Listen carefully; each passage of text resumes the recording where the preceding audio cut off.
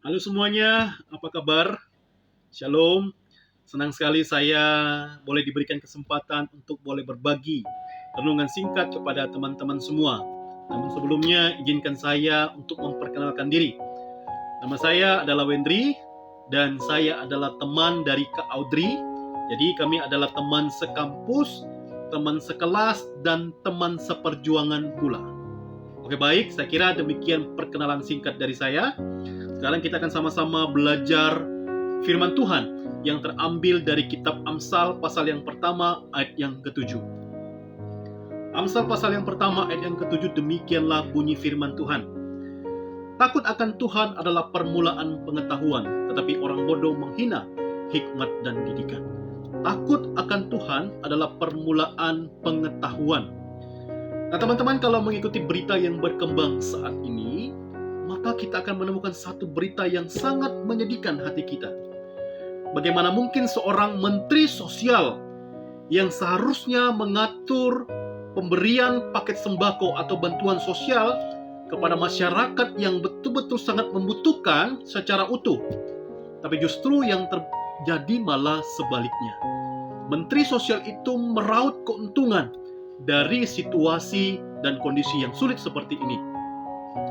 Menteri sosial mengambil keuntungan satu paket sembako, diambilnya sebanyak uang Rp10.000. Jadi kita bisa membayangkan begitu banyak uang yang diraup, uang yang diperoleh secara tidak halal oleh Menteri Sosial ini. Dengan kata lain, dia mengkorupsi dana bantuan sosial dari pemerintah yang seharusnya disalurkan kepada masyarakat yang terpapar COVID-19 ini, tapi justru yang terjadi adalah dia mengambilnya untuk kepentingan, untuk memperkaya dirinya sendiri. Nah teman-teman, saya ingin bertanya, Menteri Sosial itu orang yang pintar atau tidak? Menteri Sosial itu orang yang berpengetahuan atau tidak? Menteri Sosial itu orang yang berpendidikan atau tidak? Jawabnya adalah, dia adalah orang yang pintar, dia orang yang cerdas, dia orang yang berpendidikan, dan dia adalah orang yang berpengetahuan. Karena dia adalah menteri kabinet yang dipilih langsung oleh Presiden kita Jokowi. Nah pertanyaannya, teman-teman, kenapa dia bisa melakukan hal-hal yang tidak terpuji seperti itu? Sehingga akibat dari perbuatan itu dia dijebloskan ke dalam penjara. Kenapa dia bisa melakukan hal yang seperti itu? Satu saja jawabannya teman-teman. Dia tidak mempunyai hati yang takut akan Tuhan. Nah teman-teman sekalian, itulah yang dimaksudkan di dalam kitab Amsal yang kita baca tadi.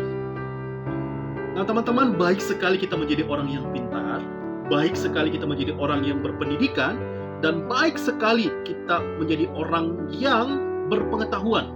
Karena tujuan daripada kita sekolah adalah kita menjadi orang yang pintar, orang yang cerdas, dan orang yang berpendidikan. Itu tujuan kita sekolah. Tapi saya mau katakan begini, kalau kita menjadi orang yang pintar, letakkanlah semua kepintaran, letakkanlah semua pengetahuan kita itu dengan landasan takut akan Tuhan. Nah teman-teman, kalau kita perhatikan ayat ini, takut akan Tuhan adalah permulaan pengetahuan. Kalau kita perhatikan, sebetulnya itu tidak ada hubungan. Tidak ada hubungannya sama sekali. Kalau kita ingin menjadi orang yang pintar, kita hanya perlu belajar keras kok. Kalau kita ingin menjadi orang yang pandai, kita hanya perlu belajar giat, perlu belajar dengan keras, dan pastilah kita akan menjadi orang yang pintar, orang yang berkompeten di dalam bidangnya, yang sesuai dengan keinginan kita. Tapi apakah hanya dengan pintar itu cukup? Nah teman-teman, ternyata hanya pintar saja itu ternyata tidak cukup. Jadi yang perlu kita lakukan adalah kita harus takut akan Tuhan, supaya kepintaran, kebijaksanaan, dan pengetahuan kita itu kita pergunakan untuk mempermuliakan nama Tuhan, bukan justru untuk mempermalukan nama Tuhan. Nah teman-teman sekalian, kalau kita menjadi orang-orang yang pintar tanpa takut akan Tuhan, maka kita dikatakan sebagai orang bodoh yang menghina hikmat dan didikan. Tapi justru sebaliknya, Kalau kita orang yang pintar dan kita melandaskan kepintaran kita itu dengan takut akan Tuhan, maka percayalah, hidup kita akan berkenan kepada Tuhan. Nah, itulah pesan firman Tuhan bagi kita semua. Adik-adik yang belajar, teman-teman yang ingin belajar, belajarlah dengan sungguh-sungguh. Belajarlah dengan giat.